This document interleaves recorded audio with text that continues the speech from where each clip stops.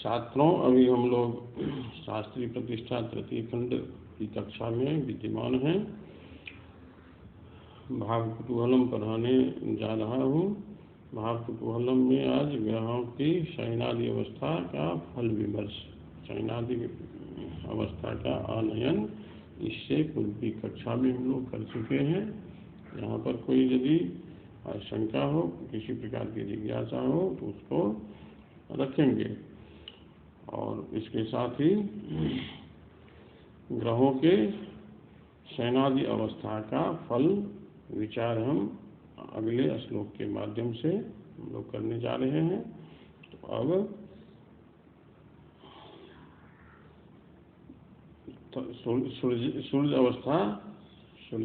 सूर्य की शयनादि अवस्था का फल प्रारंभ करते हैं।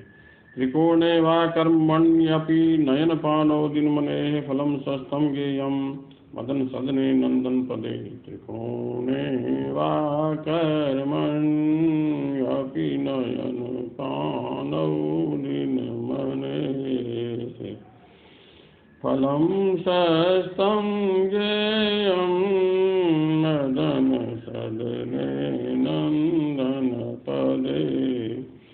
प्रकाशे मार्तण्डे भीतिपदमपत्यं जानीमताम् तथा जाया जाति व्ययमदनमाने च जनने।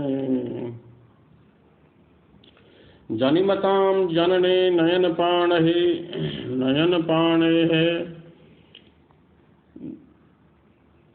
दिनमनेः कर्मण्यपि वा फलं सस्तं ज्ञेयं तथा प्रकाशे मार्तण्डे मदन सदने नंदन पदे तदा अपत्यं मृतिपदं याति। तथा च प्रकाशे मार्तण्डे व्यय मदन माने तदा जाया मृतिपदं याति।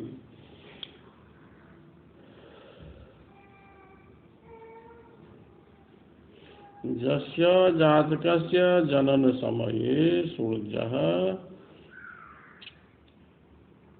नयनपाणि अवस्थायां प्राप्तः स्यात् तथा सूर्यः सप्तम भवने पंचम भवने वा लग्नात् सप्तमे पंचमे भावे वा अवस्थितः स्यात् तदा अस्य जातकस्य पुत्रः मृत्युं गच्छति। अथवा उक्तावस्थायां गते सूर्ये नयन पाणौ गते सूर्ये यदि द्वादशे सप्तम भवने वा अवस्थितः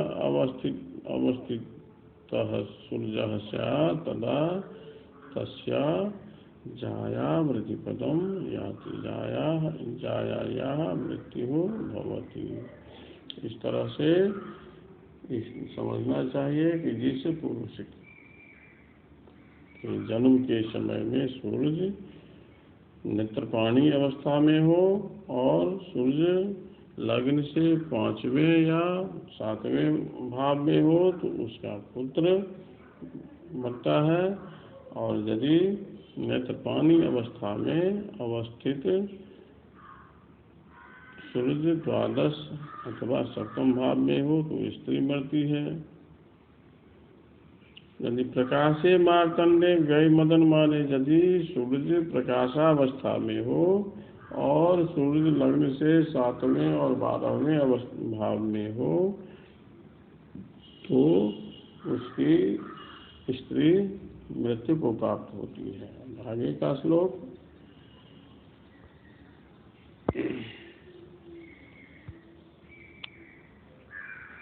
आगे का श्लोक है पुण्य बाधा करह पुण्य भे भोजने। पुण्य बाधा करह पुण्य भे भोजने कौतुके वैरि भे वैरि हंतारवे। पंचमे सप्तमे पंचमे तत्र गोवा भवेदंगना पुत्रः लिंगरोगत्रतः। यदि भोजने पुण्यभेरवे तदा पुण्यवादाकरः कौतुके वैरिभे वैरिहन्ता यदा तत्र गः कौतुकावस्थागतः ग्रहः सप्तमे पंचमे वा तदा अंगना पुत्रः लिंगरोगप्रदश्च भवेत्। यस्य जातकस्य जन्म समये ग्रहः सूर्यः यदि भोजनावस्थायां प्राप्तः स्यात् तथा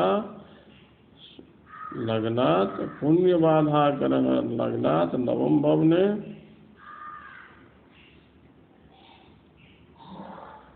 पुण्यभे रवि पुण्यबाधा ग्रह लग्नात् यदि नवम भवने सूर्यः भोजनावस्थायां प्राप्तः स्यात् तदा पुण्यबाधा अस्मिन् योगे समुत्पन्ने सति जातकस्य पुण्यबाधा भवति। अयं सूर्यः एतादृशः सूर्यः जातकस्य पुण्यबाधा कारकः भवति।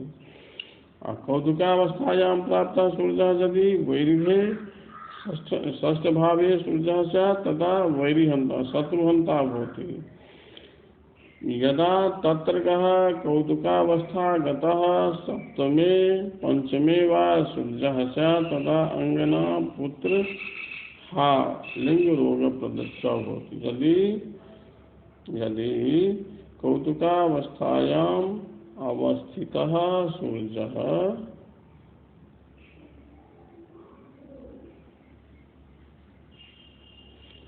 लग्नात् षष्ठ भवने अवस्थितः स्यात् तदा शत्रूणां विनाशः बोध्यः।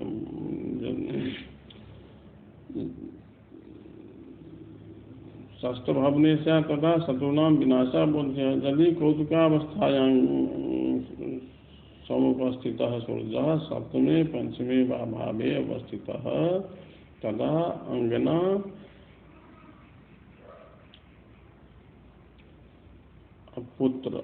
पुत्रयोः हानिः भवति।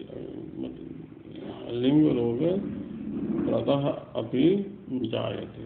तो इस तरह से समझना चाहिए कि यदि सूर्य भोजनावस्था में होकर नवम भवन में हो तो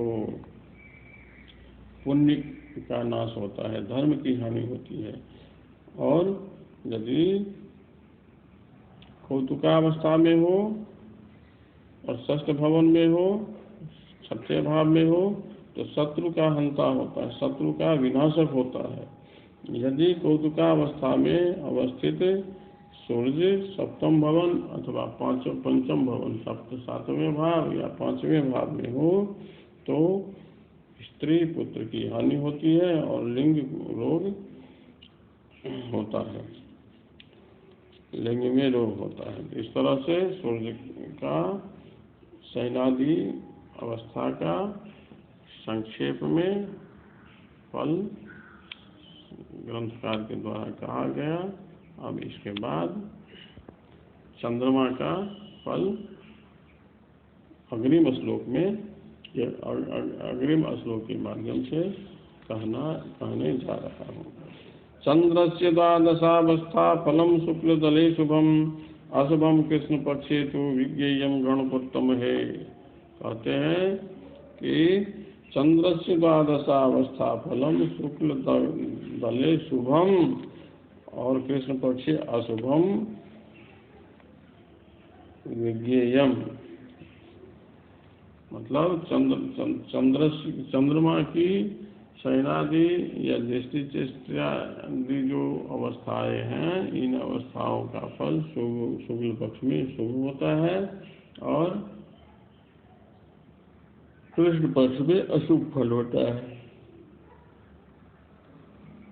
ऐसा गणकोत्तम है, गणकों के द्वारा, विद्वान गणकों के द्वारा कहा गया है, ऐसा समझना चाहिए। अब अग्रिम श्लोक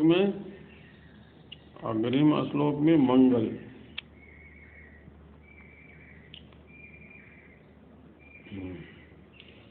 मदन नंदन गोवनि नंदन शयनगस्य कलत्र सुतक्षयं प्रथमतः कुरुते रिपुणेक्षितो रिपुग्रहे करभंग मनंगतः। प्रथमतः अवनिनंदन शयनगः मदन नंदनगः तदा कलत्र सुतक्षय क्षयं कुरुते रिपुणेक्षितः रिपुगृहे अनंगतः करभंगं कुरुते। कहता है कि प्रथमतः मंगलः कुजः यदि शयनावस्थायां प्राप्तः अवनिनन्दनः कुजः शयनावस्थायां गतः मदननन्दनकः मदन सप्तम भवने नंदन नंदन पंचम भवने अवस्थितः तथा मदन नंदन तथा कलत्र सुत क्षयं कुरुते। कलत्र जायाया और सुतम सुतस्य पुत्रस्य क्षयं बोध्यम।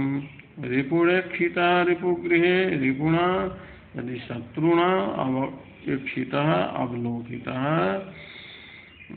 शयनावस्थायां गतः कुजः रिपुगृहे षष्ठभवने गतः तदा अनंगतः करभंगं कुरुते। अनंगतः करभंगं कुरुते। कामदेवेन वशीभूतो भूत्वा करभंगं कुरुते। करभंगं करस्य भंगं भवति। अर्थात जब मंगल शयना अवस्था में हो शयन अवस्था में हो और सातवें या पंचम भाव में हो तो स्त्री और पुत्र का क्षय होता है। स्त्री और पुत्र का मृत्यु होता है। शत्रुग्रह से अवलोकित शयनावस्थागत मंगल यदि शत्रु भाव में हो षष्ठ भाव में हो तो कामदेव से वशीभूत होकर के स्त्रियों के माध्यम से मनुष्य के हाथ में अत्यंत चोट लगता है, करभंग होता है। यदि युतः शनिनापि च राहुना शिरसि रोग करो धरणीसुतः तनुगतः शयने नयने गदं वितनुते नितरां क्षतमंगिनाम्। अब आगे के श्लोक में करते हैं।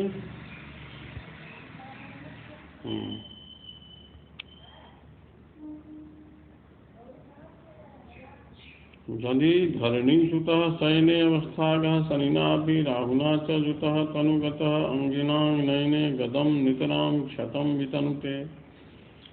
यदि धरणीसुतः कुजः शयने अवस्थागः शयनावस्थायां गतः कुजः शनिना राहुना च युतः तनुगतः लग्नगतः स्यात् तदा अंगिनां नयने गदं नयन रोगान्वितः भवति एतादृशः जातकः।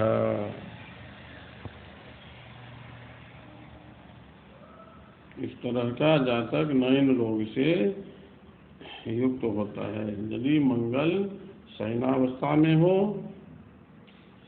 शनि और राहु के साथ अवस्थित हो और लग्न में बैठा हो तो मनुष्य नेत्र रोग से पीड़ित होता है। उनको विविध प्रकार का शारीरिक कष्ट भी होता है। अंगारकुंगे यदि नेत्रपाणौ करोत्यनंगातिशयेन भंगम भुजंग दंतक क्षतपावकाम्बो भयं नगे हानि विहांग नाय।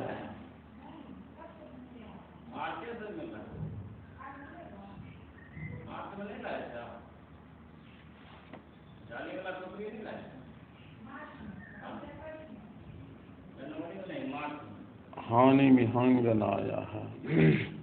यदि अंगारकः नेत्रपाणौ अंगे अनंगातिशयेन भंगं करोति तथा भुजंग दंतक क्षतपावकाम्बो भयं करोति यदि नगे तदा अंगनायाः हानिं करोति। यदि अंगारकः कुजः नेत्रपाणौ नेत्रपाण्यावस्थायां प्राप्तः अंगे लग्नगते स्यात् अनंगातिशयेन भंगं करोति।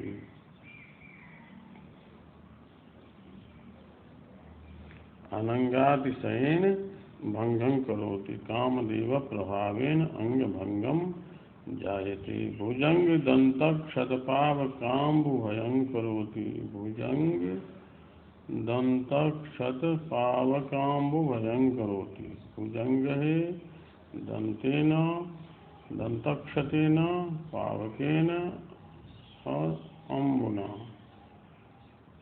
हानि जायते नगे तदा अंगनायाः हानिं करोति यदि कुजः नगे सप्तमे भावे अवस्थितः स्यात् तदा अंगनायाः हानि स्त्री कष्टम भवति स्त्रीणा कष्टम भवति मतलब यदि मंगल नेत्रपाणी अवस्था में होकर के लग्न में बैठा हो तो कामदेव से संबंधित काम से संबंधित प्रपंच में पर अंग भंग हो जाता है और सर्प भय भुजंग दंतक्षय दंत रोग भय अग्नि से भय रुधिर से भय और जल से इन सब से भय होता है इन सब से हानि होती है और यदि मंगल नेत्रपाणी अवस्था में होकर के सप्तम भाव में हो तो अंगनाया हानि तो स्त्री हानि होती है स्त्री से कष्ट होता है।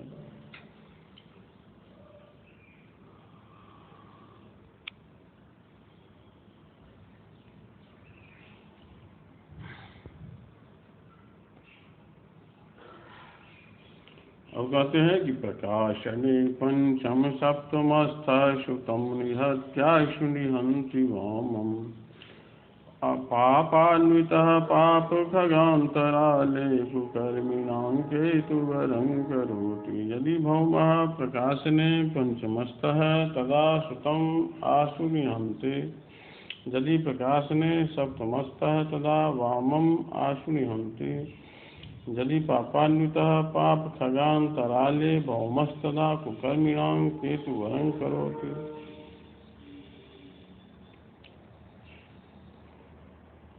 यदि भौमः मंगलः प्रकाशनावस्थायां प्राप्तः पंचम भावस्थः स्यात् तदा श्रुतम् आशु निहन्ति तदा तस्य श्रुतस्य शीघ्रं मृत्युः जायते यदि प्रकाशनावस्थायां गतः मंगलः सप्तम भावस्थः स्यात् तदा स्त्रियाः विनाशं जायते तस्य पापान्वितः पाप खगांतराले भौमः यदि पापग्रहेण युतः पापग्रहे युतः पापग्रहयोः मध्ये अवस्थितः स्यात् प्रकाशनावस्थायां तदा कुकर्मिणां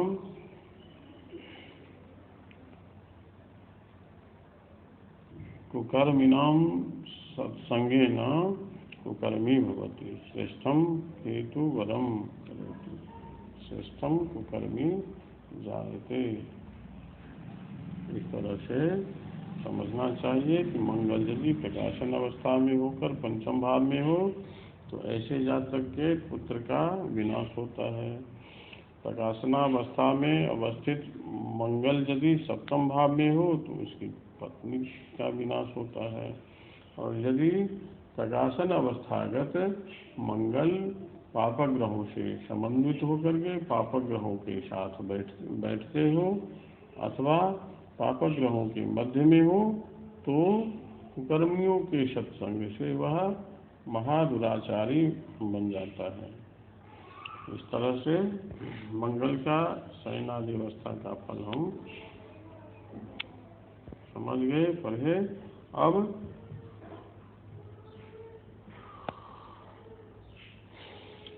बुध की शयनादि अवस्था का फल आगे प्रस्तुत है उसको पढ़ाने जा रहा हूँ। नेत्रपाणौ सुते सौम्ये पुत्रहानि सुतागमः सभायामेव कन्यायामादित्यं मदने सुते सौम्ये बुधे नेत्रपाणौ अवस्थायां सुते तदा पुत्रहानि सुतागमः तदा सभायां मदने वासुते तदा कन्यानाम आधिक्यं करोति। यदि बुध नेत्रपाणी अवस्थागत यदि बुध नेत्रपाणी अवस्थायां प्राप्तः पंचम भवने सुते पंचम भवने स्यात् तदा एतादृशस्य जातकस्य सुतस्य हानि जायते अथवा सुतागमः भवति। सभायां मदने सभायां यदि बुधः सभावस्थायां संप्राप्तो भूत्वा मदन भावे सप्तम भवने स्यात् तदा सुते और कन्यानाम आधिक्यम करोति, तो पुत्र और पुत्रियों की उत्पत्ति करता है।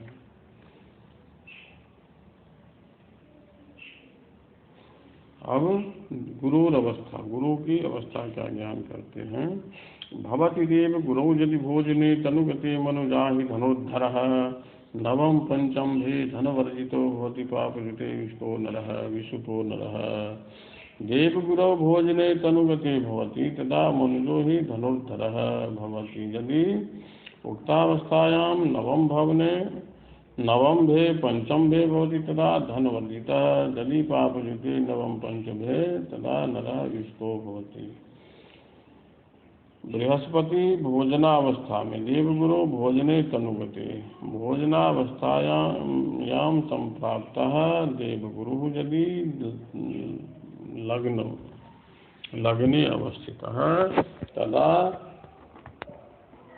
मनुजः एतादृशः जातकः धनुर्धरः श्रेष्ठः धनुर्धरः जायते। यदि भोजनावस्थायां संप्राप्तः गुरु नवम भवने पंचम भवने वा स्यात् तदा धनवर्जितः धनहीनः जायते एतादृशः नरः। यदि पापग्रहेण समन्वितः भोजनावस्थायां संप्राप्तः गुरुः नवमे पंचम भवने वा स्यात् तदा नरः पुत्ररहितो जायते।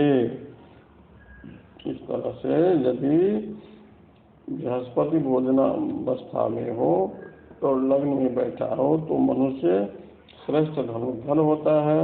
यदि बृहस्पति नवम भवन में अथवा पंचम भवन में हो और भोजनावस्था में हो तो धनहीन होता है, निर्धन हो जाता है। और यदि बृहस्पति पापक ग्रह से युक्त होकर के नवमे अथवा पंचमे पांचवें भाव में हो तो पुत्रहीन संतानहीन होता है, ऐसा जातक। इस तरह से आज का यह पाठ यहाँ पर समाप्त हुआ। इसमें यदि कोई जिज्ञासा हो, जिज्ञासा को व्हाट्सएप के माध्यम से रखेंगे, जिसका मैं